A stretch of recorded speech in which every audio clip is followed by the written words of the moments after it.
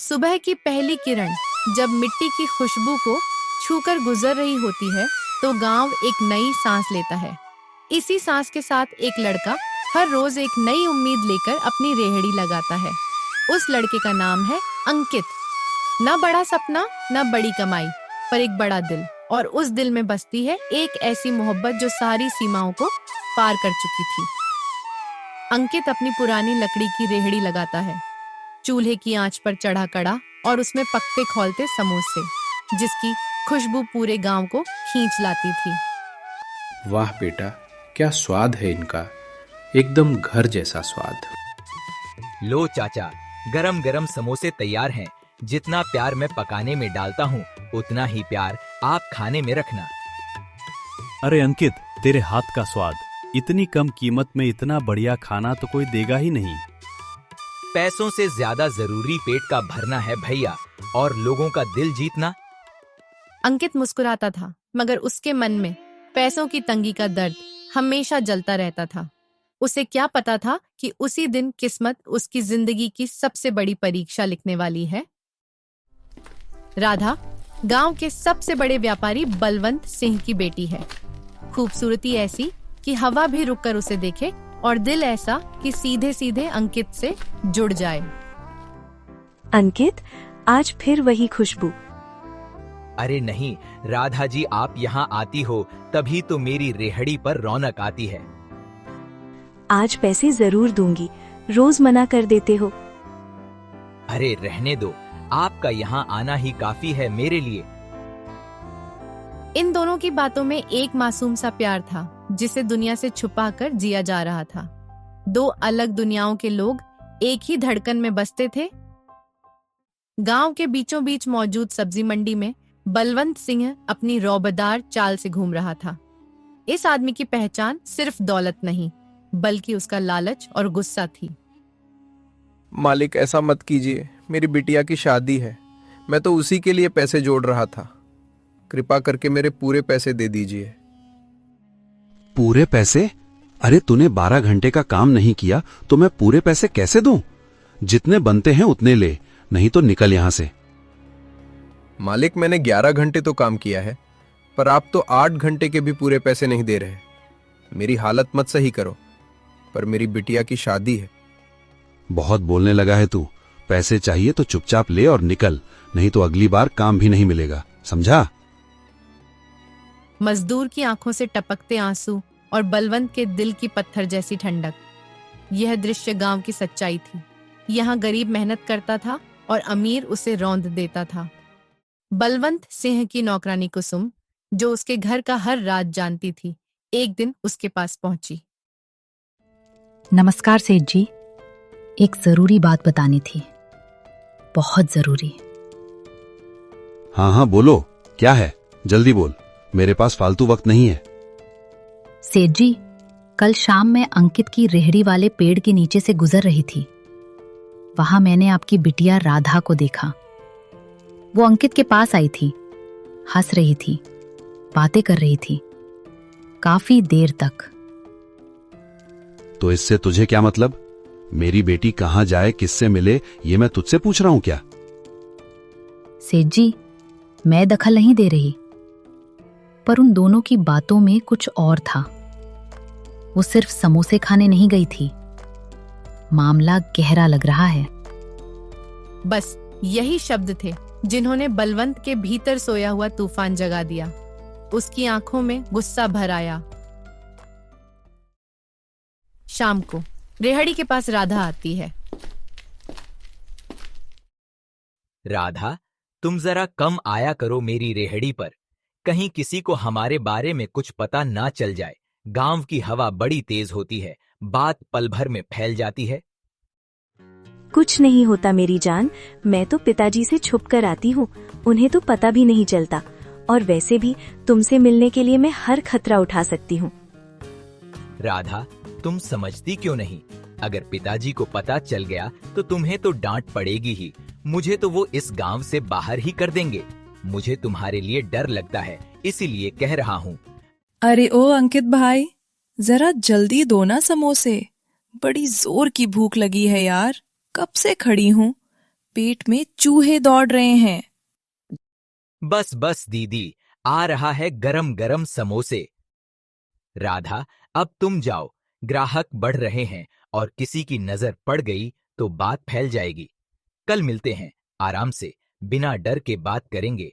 चलो अब घर जाओ संभल कर। राधा अंकित की बात मानकर चुपचाप घर की ओर चल पड़ी। लेकिन राधा को क्या पता था कि उसके पिता बलवंत सिंह को सब मालूम पड़ चुका है। उसे नहीं पता था कि आने वाला तूफान बहुत भयंकर होने वाला है। राधा घर पहुंची।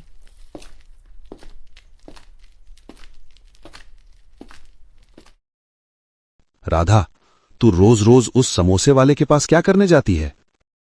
कुछ नहीं पिताजी, उसके समोसे अच्छे लगते हैं, बस वही। सच बोल, क्या तुम दोनों के बीच कुछ चल रहा है? हाँ पिताजी, मैं अंकित से लव करती हूँ और उसी से शादी करना चाहती हूँ। उसकी औकात क्या है? वो तुझे क्या देगा, एक रेहड़ी? औकात दिल से होती है पिताजी, पैसे से नहीं। अंकित का दिल सोने से भी कीमती है। अब तुम्हारा वहां जाना बंद। मैं तुम्हें उस तरफ नहीं देखना चाहता। पिताजी, प्यार को कोई रोक नहीं सकता। वो तो हवा की तरह है, बहता ही रहता है। ठीक है, तो सुनो, मेरी एक शर्त है। अगर वो अंकित 1 महीने में 2 लाख रुपए कमा लेता है तो मैं तुम्हारी शादी उससे कर दूंगा। ये कैसी शर्त है पिताजी? वो कभी नहीं जीत सकता। बिल्कुल, वो कभी नहीं जीत सकता और तू उसे भूल जाएगी। अगली सुबह रेहड़ी पर राधा कांपती हुई आई। अंकित, पिताजी को सब पता चल गया और उन्होंने एक शर्त रखी है, 1 महीने में 2 लाख रुपए। 2 लाख? मैं तो महीने में 10-15 हजार ही कमा पाता हूँ। ये कैसे मुमकिन है? मैं जानती हूँ, लेकिन हमारे प्यार के आगे ये शर्त भी कुछ नहीं। हम जीतेंगे, मैं जानती हूँ। तुम सही कह रही हो राधा।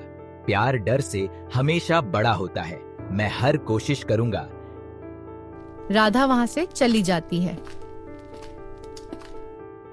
पर अंकित के दिमाग में कुछ चल रहा था। अंकित ने गांव के सम्मानित बुजुर्ग चुन्नी लाल जी से मिलने का फैसला किया, जो गांव के कई युवाओं की मदद कर चुके थे। बेटा, मैं तुम्हारी मेहनत और ईमानदारी देख रहा हूँ। मैं तुम्हें ब्याज पर पैसे दे सकता हूँ, लेकिन एक शर्त है। कहिए चुन्नीलाल चाचा, कोई भी शर्त? तुम्हें गांव में 2 नई रेहड़ियां खोलनी होंगी, एक बाजार में और एक स्कूल के सामने, और हर रेहड़ी पर 2 लड़कों को काम देना होगा। ये तो बहुत अच्छी बात है। इससे गांव के बेरोजगार युवाओं को भी काम मिलेगा। बिल्कुल। और याद रखो बेटा, सफलता तब आती है जब तुम दूसरों को भी आगे बढ़ाओ। अंकित ने चुन्नी लाल से 50,000 रुपये ब्याज पर लिए और गांव में 3 रेहड़ियां खोली। पहली रेहड़ी मुख्य चौपाल पर जो अंकित खुद चलाता है। दूसरी रेहड़ी बाजार में गांव का युवा राजू को दी। तीसरी रेहड़ी स्कूल के सामने गांव की लड़की प्रीति को दी। अंकित तीनों को ट्रेनिंग देते हुए। याद रखो, हमारा मूल मंत्र है स्वाद में दिल डालना और ग्राहकों को परिवार समझना। अंकित भैया, हम आपके साथ हैं। हम भी साबित करेंगे कि ईमानदारी से भी कामयाबी मिल सकती है। हाँ अंकित भैया, हम सब मिलकर लड़ेंगे और ये जंग जीत के दिखाएंगे। 28 दिनों में ही चमत्कार हो गया। अंकित की तीनों रेहड़ियां सुबह से शाम तक ग्राहकों से भरी रहती। भाई, ऐसे समोसे तो हमने कहीं नहीं खाए। जरा और दे दो, पूरे परिवार के लिए ले जाऊंगा। इतना स्वादिष्ट और साफ सुथरा खाना। राधा, हमने कर दिया। 28 दिनों में ही 2,10,000 रुपए कमा लिए। मैं जानती थी तुम कर लोगे। हमारा प्यार हर मुश्किल को हरा देगा। अंतिम दिन की शाम, लेकिन अंकित अनजान था कि बलवंत सिंह उसकी सफलता से जल रहा था। उसने एक षड्यंत्र रचा। मंगलू, तुम्हें एक काम करना है। तुम अंकित के पास जाओ और भावनात्मक रूप से उसे इमोशनल ब्लैकमेल करो। सेठ जी, वो तो मासूम लड़का है, उसकी पूरी मेहनत पर पानी फिर जाएगा। तुम्हें नौकरी प्यारी है या फिर वो अंकित? मेरी बात मानो, तुम उसे बताना कि तुम्हारी बीवी बीमार है और ऑपरेशन के लिए पैसे चाहिए। उसका सारा पैसा ले आना। जैसी आपकी आज्ञा सेठ जी। शाम को मंगलू रोते हुए अंकित की रेहड़ी पर जाता है। बेटा अंकित, मेरी बीवी बहुत बीमार है, उसका ऑपरेशन कराना है, कोई मदद कर दो प्लीज, मुझे तुमसे बहुत उम्मीदें हैं।